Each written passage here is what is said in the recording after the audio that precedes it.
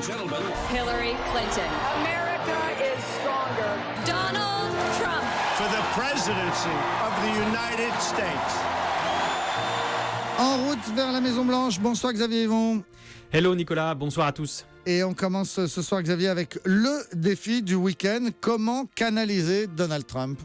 Oui, le défi que s'est visiblement lancé l'équipe de campagne du milliardaire, puisque demain, Donald Trump va visiter une église de la communauté noire à Détroit et ses conseillers ont tout prévu, explique le New York Times, pour qu'il n'y ait aucun dérapage, aucune phrase malheureuse de ce style. You're living in poverty. Your schools are no good. You have no jobs. Vous vivez dans la pauvreté, vos écoles ne sont pas bonnes, vous n'avez pas de travail. Bon, cette fois ce sera plus soft, Donald Trump va être interviewé par le pasteur de l'église, sans public, sans médias. Un entretien filmé, l'équipe de campagne supervisera le montage pour une diffusion une semaine plus tard sur une chaîne chrétienne du câble. Les questions ont été envoyées à l'avance et les conseillers de Donald Trump lui ont écrit les réponses au mot près. Ils ont même demandé conseil à des élus républicains noirs. Ces réponses préécrites qu'a pu consulter le New York Times ne correspondent pas trop au style roue libre du candidat. Par exemple, il dira « Nous devons réduire et non pas mettre en avant les problèmes raciaux du pays ». Alors saura-t-il tenir son texte ? Je vous le dirai lundi. Et on vous écoutera lundi. Mais c'est important Xavier parce que pour Donald Trump, il y a un passif très lourd avec la communauté noire. Ah oui, c'est sûr, il recueillerait pour l'instant entre 1 et 2% seulement des voix chez les Afro-Américains selon les sondages. La dernière polémique en date, on en avait parlé, c'était son tweet après la mort d'une jeune mère de famille noire à Chicago, tuée par balle perdue alors qu'elle promenait son bébé en poussette. Le candidat avait alors écrit « Je vous l'avais bien dit, les Afro-Américains vont voter pour moi ». Grosse émotion, d'autant que la victime était la cousine d'une star du basket, Dwayne Wade, idole des Chicago Bulls, très impliqué dans la lutte contre les armes à feu. Eh bien, le basketteur s'est exprimé à la télé pour la première fois ce matin.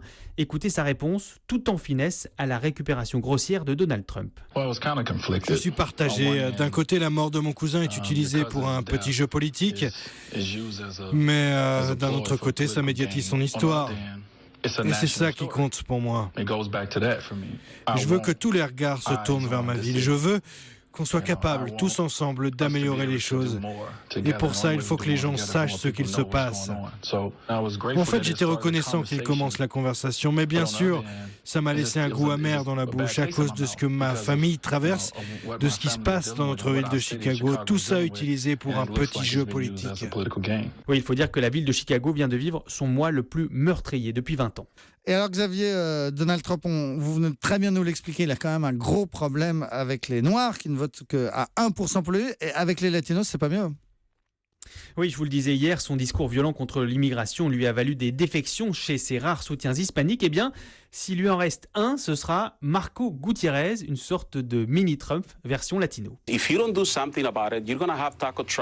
on ne fait rien, il y aura des camions à tacos à tous les coins de rue. Voilà ce qu'a dit à la télé ce fondateur des Latinos pour Trump.